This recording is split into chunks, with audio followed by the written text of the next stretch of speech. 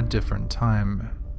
In the late 1990s, there were many scary TV shows that would keep kids up, such as myself, late at night worrying about so-called ghosts and ghouls. Shows such as Unsolved Mysteries, The X-Files, and Goosebumps, just to name a few. However, there was just one more program called The World's Scariest Ghosts Caught on Tape.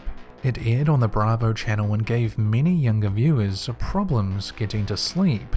One episode in particular saw the now famous couple Ed and Lorraine Warren, a pair of demonologists, visit a family home in small-town Connecticut. The upcoming video you're about to see is just a small snippet from the full-length episode, and shows Ed and Lorraine Warren attempting to remove any negative or evil energy from this family's house. Meet professional demonologists Ed and Lorraine Warren. A poltergeist can be terrifying. So anybody says that a poltergeist is mischievous, they better take a second look. During their 50 years of hunting ghosts, Ed and Lorraine claim to have encountered hundreds of poltergeists. They've also been the subject of numerous books and have consulted on several high-profile cases, including the Amityville Horror. Poltergeist is nothing more than a devil or a demon as far as we're concerned. People say, this guy's going back into the medieval ages. There are no such things as devils or demons. Yes, there are. Our Father who art in heaven, hallowed be thy name. Thy kingdom come. The Warrens feel that some of the most compelling evidence ever recorded has been videotaped by them in this Connecticut home. For months, the family, whose faces are obscured to protect their identity, have been tormented by what they fear is a poltergeist. Ed attempts to communicate with the troubled spirit. One knock for yes, two for no. Are you a man? Are you a boy? The mother leans against the kitchen table, her hands in full view as Ed continues asking questions. You want the people in this house to move? One knock for yes, two for no. Yes. Okay. Who is it that you don't like the most here? Is it? Is it? Is it their father? Is it their mother? Oh my God. Okay. I command you to reveal your identity. Next, Ed decides to confront the poltergeist alone. Give me some sign. Is that you moving something? Give me some sign that you're here. What I did was use religious provocation. I have to provoke it into some type of outward manifestation. And that was my point in doing that. In the name of Jesus Christ, I command you to reveal your identity. On the following night, the family reports that the poltergeist seems to be more active than ever. Only now, its attention is focused on the family's 10-year-old daughter. The little girl is trying to do her homework, but you can see that the chair keeps sliding backwards. You're holding it down, aren't you? It's got that much strength to it. Now, if you watch, you can see the little girl's legs are up on the rungs of the chair. She's not pushing herself up from the floor. The mother is not tipping that chair backwards. No. Nobody is touching that table. The table moves of its own volition. The Warrens quickly arrange for 3 priests to perform an exorcism in the home, and the disturbance ends. But for how long? Could the angry poltergeist ever return? We have found that it can be quieted down, but then it'll escalate again. We still keep our fingers crossed because it could, and we hope and pray it don't. Like I said before, this is just a small portion of the full episode. However, this particular part of the show was, back in the day, a lot scarier. But was all of this real? Was the family's house actually haunted? Were Ed and Lorraine Warren really dealing with some type of evil entity inside this house? Were the table and chairs really moving on their own? Was any of this real, or was it all just orchestrated by the producers for TV ratings? These older scary TV shows really do feel like a lifetime ago, an entirely different time in a way. Leave your thoughts on this retro type programming below. If you guys enjoy it, I'll keep featuring it. The Blue Lady. St. Werburgh's is a church in the city of Derby, England. For decades now, it's been thought to be haunted by a ghost or two. In 1976, a woman named Jenny Nichols photographed the church but was shocked to find that on developing the film, a blue shadowy figure was clearly in view. Locals believed the Blue Lady to be the ghost of Elizabeth Gilbert, wife of Henry Gilbert, who was the squire of a local park. The following video is from a TV show from what looks to be the 1990s. It was hosted by historian Richard Felix and shows his efforts in researching the Blue Lady of St. Werburgh's Church. A colour photograph taken here in the 14th century Church of St. Werburgh's by Miss Jenny Nichols shows a blue shadowy figure, the figure of a ghost standing just about here where I am. But when she was taking the photograph, there was nobody there. And that photograph is, in my opinion, one of the few photographs that appear to be genuine.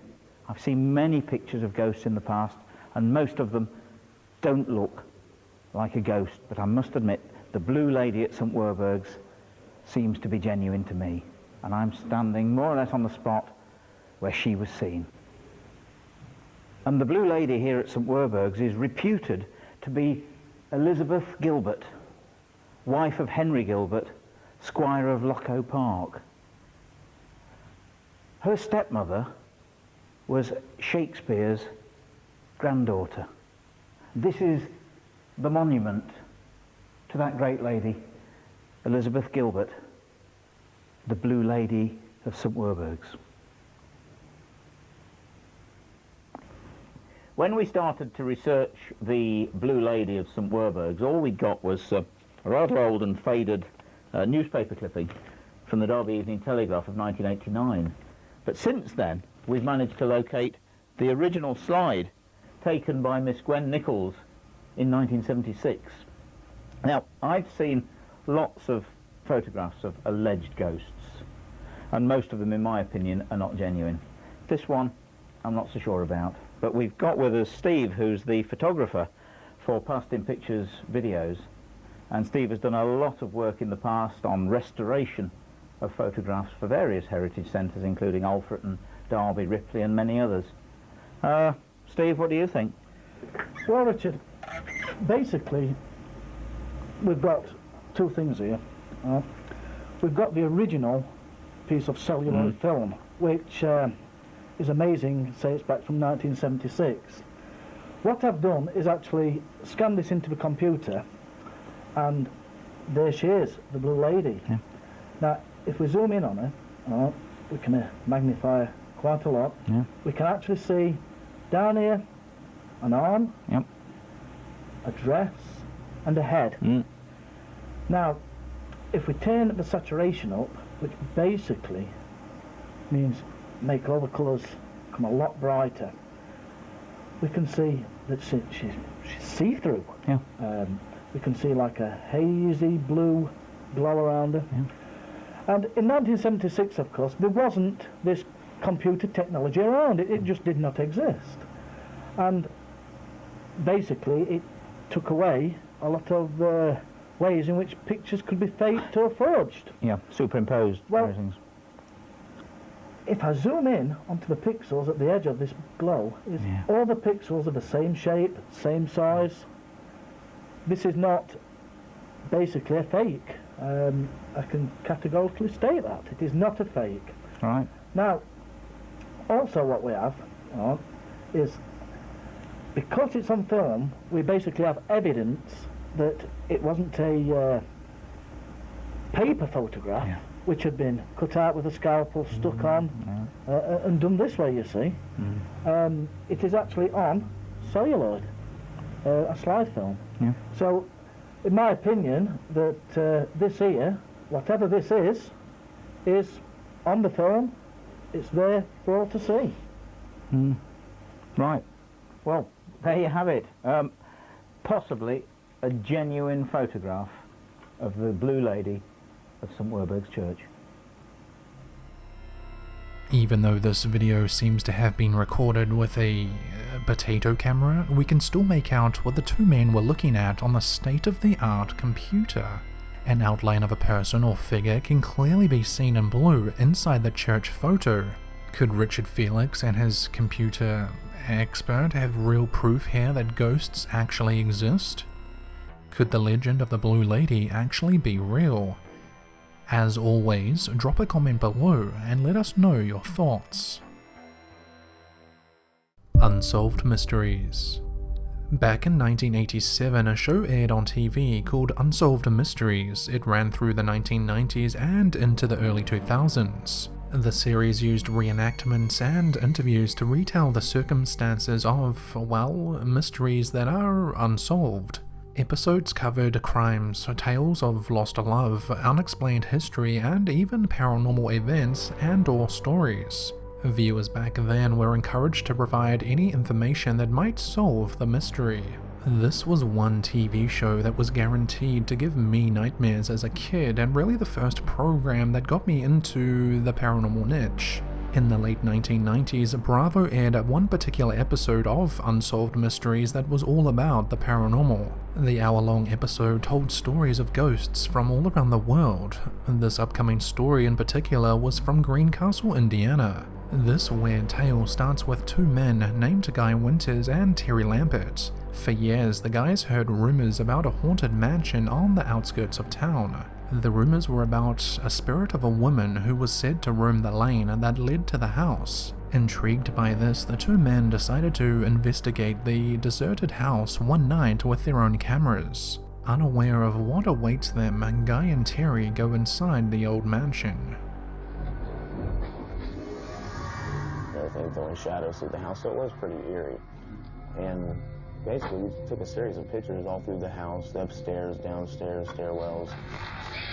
Terry claims that he then ventured back outside to take more photos. I took a series of 3 pictures of an upstairs window. And after I took that series of pictures, I went around to the back of the home and I took a picture of a doorway. Still in the house, Guy continues his investigation. But suddenly, he feels that he is no longer alone. I felt this presence come over me, and the smell was like sulfur and roses. Real strong smell. You hear that? Heartbeat. Pump, pump, pump, pump. And this heartbeat was in my head, but it wasn't my own heartbeat.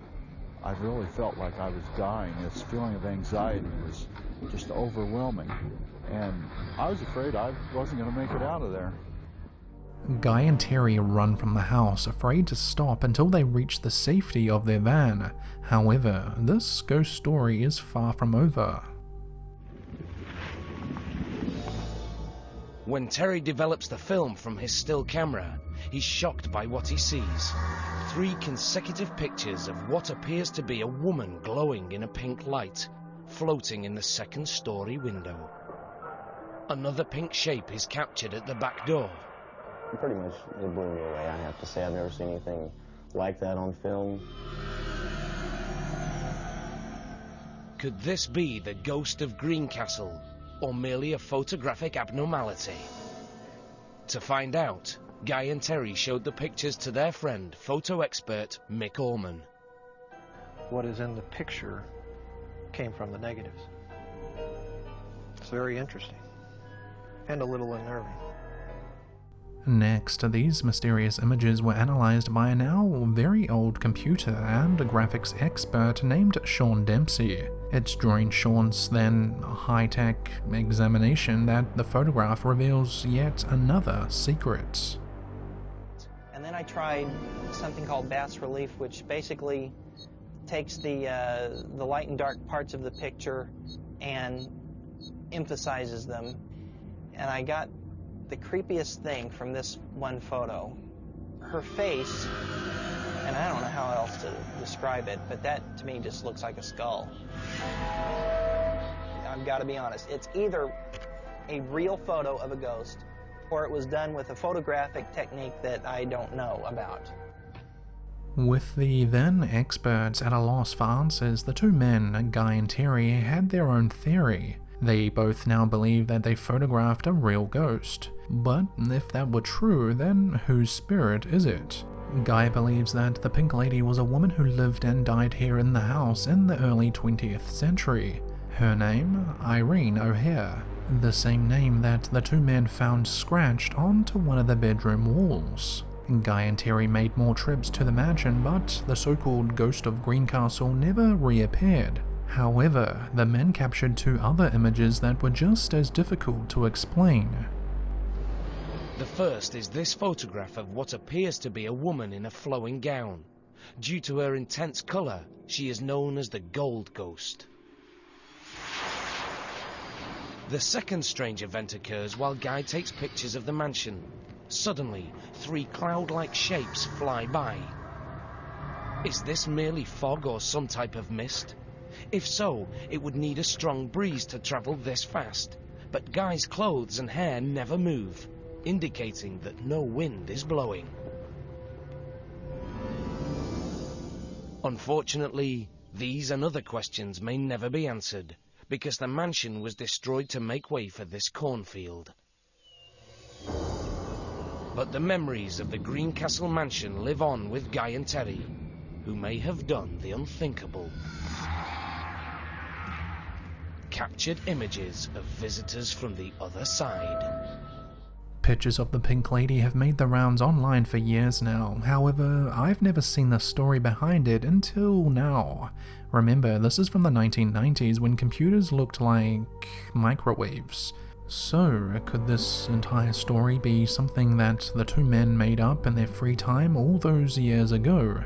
Or could this potentially be one of those very rare photographs that show a real ghost? You'll have to decide that for yourself. For anyone interested in the full episode of Unsolved Mysteries, I'll link it down below. Ghost Stories. Sightings was an American paranormal and news television show that aired in the 1990s. The show featured everything from UFOs to ghosts to Bigfoot in an investigative news format and was hosted by reporter Tim White. The TV program Sightings almost certainly gave many younger viewers at the time nightmares for weeks as it was edited in such a creepy way. The upcoming clip is just a small portion of one of the original episodes from the 1990s. The host, Tim White, along with other paranormal investigators, share their thoughts on the subject of ghosts. One of the most interesting things about this phenomena is that it's not culturally dependent. For example, leprechauns are seen only in Ireland, gargoyles in Eastern Europe, but haunting or ghost phenomena has been reported in all cultures since the beginning of time. How do you turn myth and legend into scientific fact? The search for photographic evidence has produced many hoaxes, but a handful of pictures defy explanation. Startling images, spectral apparitions. Are these people from the past trying to make contact with the present?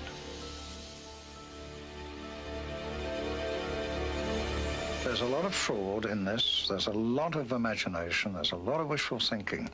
But when you strip that all out, there's about 20% hardcore stuff that is exceedingly difficult to explain. Within that 20%, haunted Longleat Castle in England. In 1965, a film crew in search of a ghost set up an infrared movie camera. After hundreds of hours of filming, they captured this extremely rare moment, a light emerging from one door and disappearing into another. All the lighting conditions were controlled, the windows were blacked out, there was no possibility of moonlight or car headlights or anything coming through.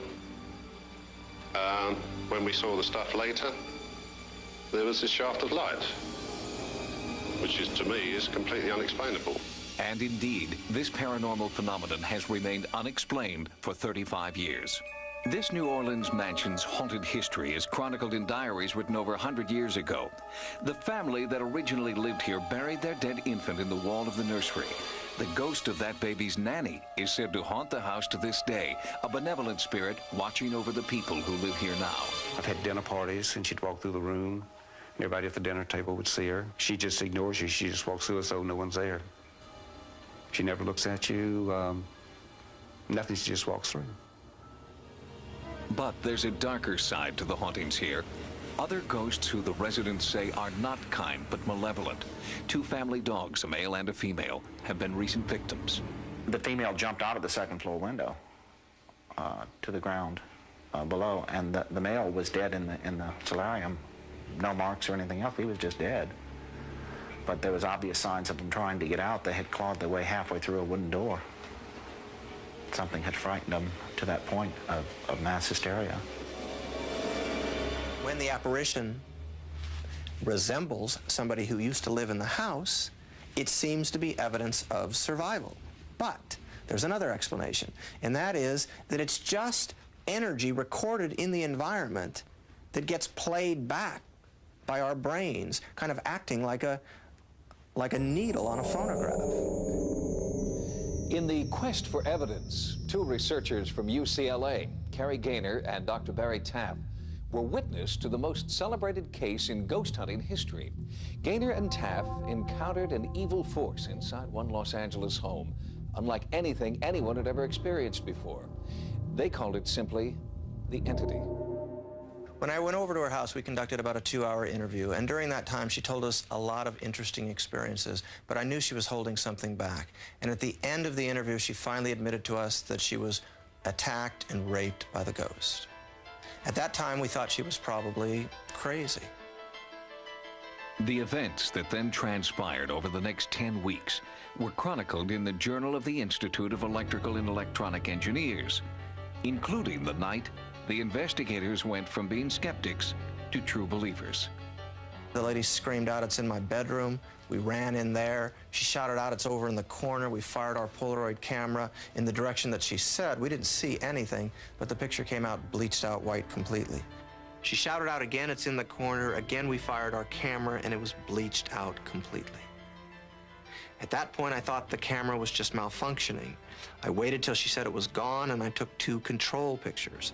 Those pictures are perfectly normal pictures. The only difference, she said it was in the corner in the first ones, and in these, she said it was gone. A few moments later, we felt a cold breeze of air coming through the door, accompanied by a horrible stench, a stench so foul, some people were vomiting. We fired the camera in the direction that that breeze was flowing towards us, and again, the picture was bleached out completely, except at the bottom of the doorway, you can see a little round ball of light. A few minutes later, she screamed out, "It's right in front of my face." We fired the camera, and the face was completely obliterated. As you can see the curtains behind her, you can see her dress. She shouted out again, "It's right in front of my face." Again, the face is completely obliterated. Now, those were her exact words, "It's right in front of my face." Once again, I wanted a control picture. I waited till she said it was gone, and I took the final picture.